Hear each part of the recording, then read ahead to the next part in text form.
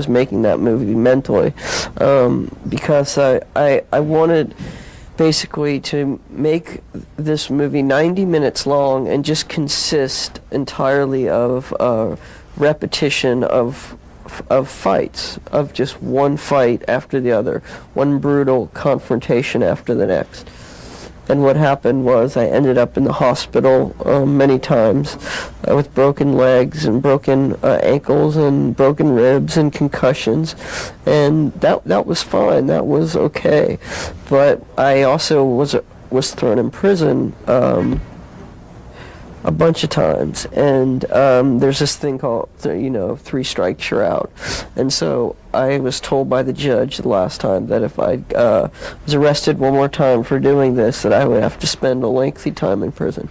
So at this point I'd have something like 9 fights, 9 true fights completed. But what I was delusional about was I wasn't sure really how, I forgot how short a fight lasts when you're not very big and when you're fighting someone that's really big.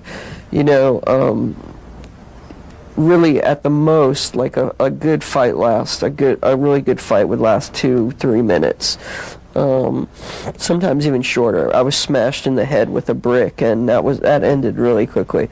So and then the worst was when I fought this bouncer at Stringfellows, and he, this is where the comedy came in, and I was fighting him, and it took me forever because he was huge, he was wearing a tuxedo, and it took me forever to get this guy to fucking fight me. And what happened was, my dad, when I was young, my dad had this thing about never letting me be comfortable, that I was always, had to be nervous. So like when we'd be driving in a car home from school, he would always go like that to me, or he'd always go, So somehow that just kicked in, and I went to that guy and I went like that, and nothing happened. I turned around, I looked at the camera crew that was across the street, and I went like that, and the next thing you know, you see the guy take me by the hair and by the back of my pants and throw me into the middle of the street. Now, I got really excited at that, and I was like, yes, come on, fucking kill me. Come on, please, kill me. And I got up, and I waited for the guy to come and run and hit me, and there was a trash can that was right there. What I was going to do was take the trash can and throw it at his face and try to smash his skull in. But this is where the comedy comes in. This is like true slapstick humor.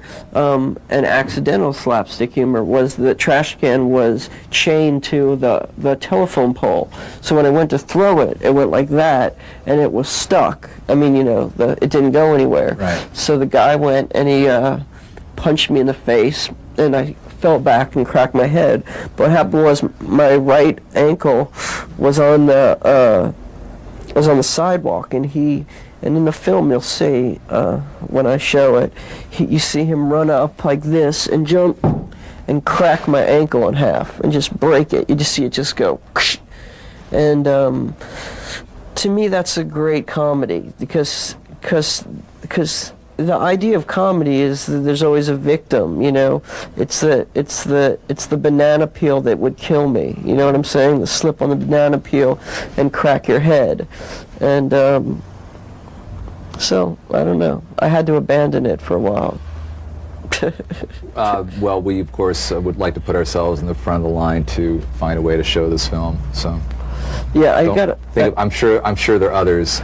I mean, it's a weird thing because it's probably like the most asked and wanted. I think so many people want to see me get beat up. It's really a strange thing. It's funny you're saying. I don't want to sit here. You can't help laughing a little bit, even though it's a horrifying story. No, but you also can't help but sit here and think, like, this can't be true. It doesn't really matter if what I'm telling you is the truth, even though it is the truth. It's the idea that's important. It's the concept.